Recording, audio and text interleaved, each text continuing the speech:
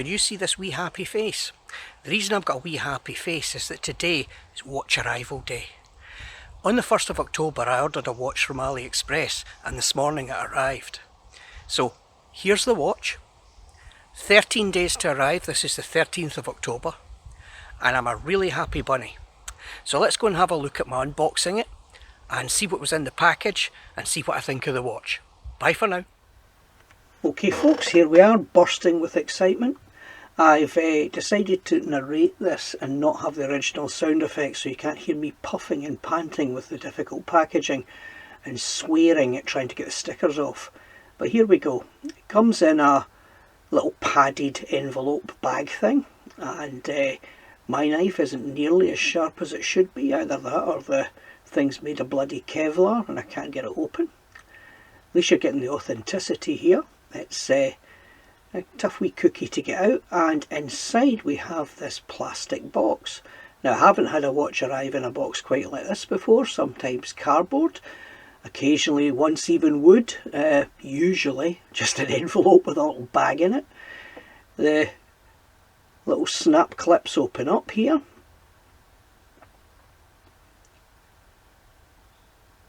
And here is the watch. Very well protected. It's inside some polythene and that lovely cushioning inside the box. This is actually quite a quality presentation for a watch that was as cheap as this. There's the international guarantee card, as usual, with nothing written on it, so I don't know how you would enforce that or claim on it. A little tool to take links out of the bracelet, and there's your instructions in multiple languages, starting interestingly enough with English. So there we go. Just set that aside just now.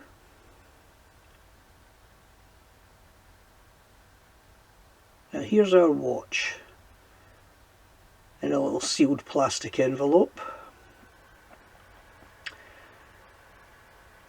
Now the watch is beautiful, really nice. You see it catching the light there? I'm very pleased with this. But it is absolutely mummified in stickers. There's a little tag on the bracelet. I'll have to get rid of that. Stick it aside. And now we start peeling and tearing at all this packaging. Stickers are quite nice when they come off, aren't they? There you go. And here we have the one over the face.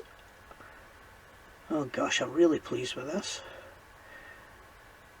I have to open the clasps to get some of this out. There's actually stickers around both sides of the bracelet, which is just as well because we've got polished middle links here, and they'd be scratch magnets and fingerprint magnets, so it's a good job they're protected. I'm having to be careful with my knife here in case I gouge a big scratch in the new polished faces of the middle links. Here, we'll tug that off.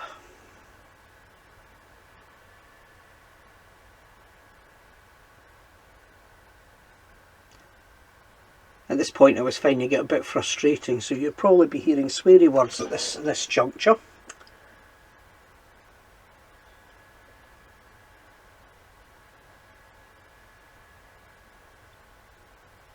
Yet more stickers. We're getting there, people, we're getting there.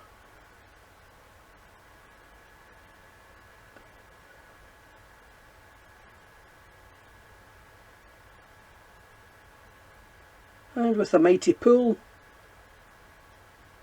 a little tiny piece comes off. And there's the back sticker. That's always the last to come away.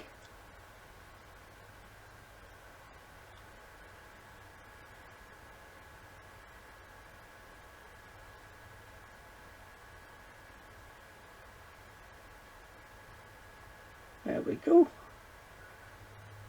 Solid case back, completely unsigned, no markings on it at all.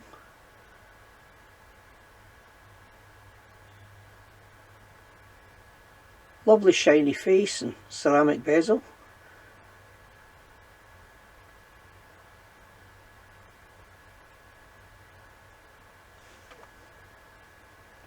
polished centre links there, brushed outer links.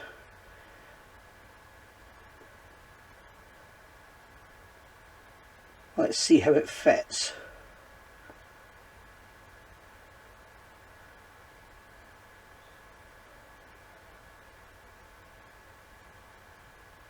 Well, they've given me a lot of links to take out, and that's just as well, because that's a big bracelet supplied.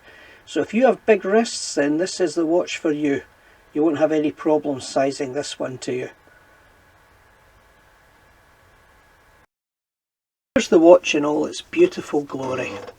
Now the haters amongst you will have noticed that it looks an awful lot like something else, so let's get the ammunition for the anger out of the way. This is a Rolex Submariner reference 116619, colloquially known as the Smurf. Now this watch was available in the Rolex catalogue between 2008 and 2020, and there are a number of differences between this and a normal Submariner, not least of which is the case is made of solid white gold. Now this watch doesn't look anything like the Addiesdive watch, and there's a number of other differences as I'll show you here.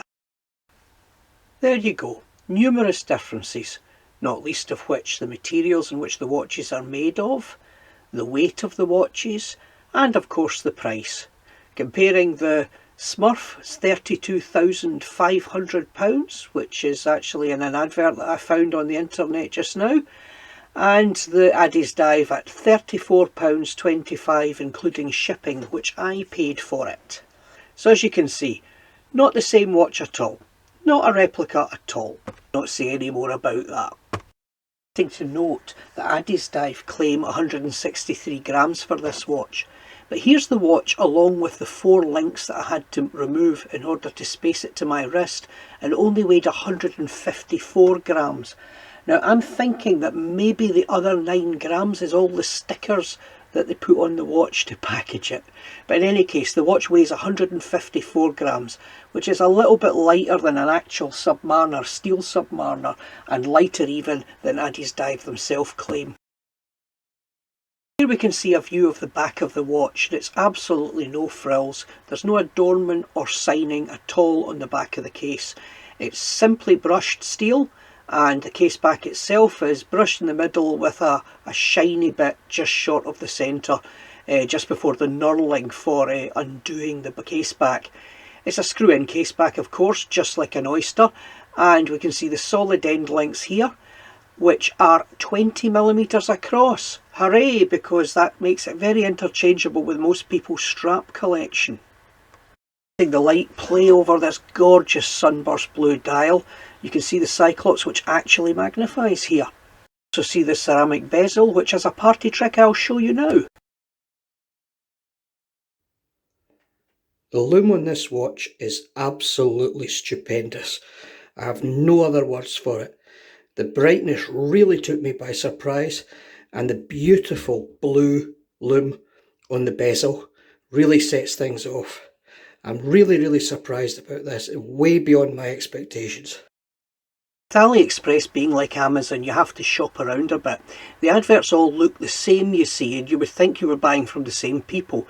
I bought this at £28.94, and they added straight away about £6 or £7 for shipping or customs fees, although it says it's shipping free. It's not to the UK.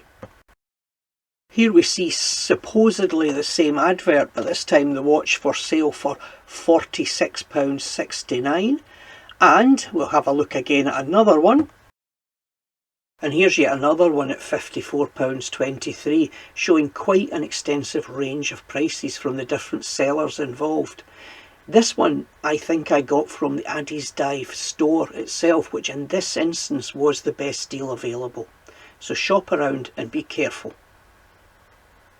Do have an issue with this. In fact, I have 2 issues. One of them is very slight and probably connected to the first one.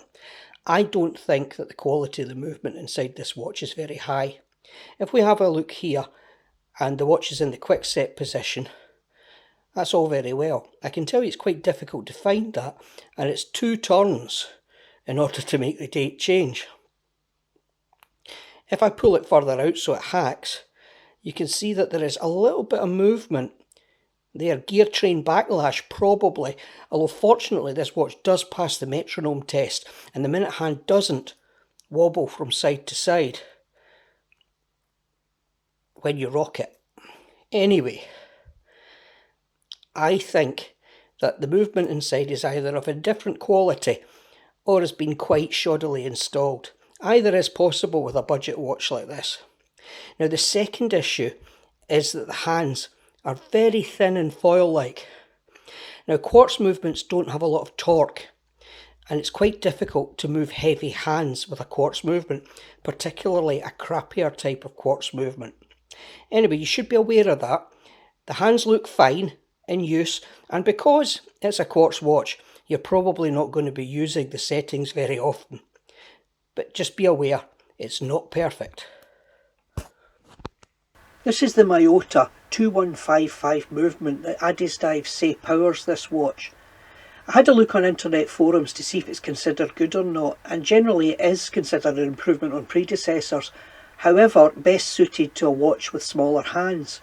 We can see these are large hands, but from the side profile they're foil thin and lightweight, which is obviously the compromise needed to make this work in this watch. In the words of the unlamented Jimmy Savile, how's about that then? Seriously, I think that's a beautiful watch. That lovely blue sunburst dial face is just gorgeous. And that lume, I could just look at that for ages. I find it absolutely fascinating. I think more manufacturers should lume the bezels, especially if it's done to that standard. And that, by the way, is a budget quartz watch. As far as choosing quartz over an automatic movement, this time I went for quartz because I think if you're going for the economy end of the market, a cheap quartz movement's more likely to give you trouble-free service than a cheap automatic movement. Anyway, until next time, cheerio for now.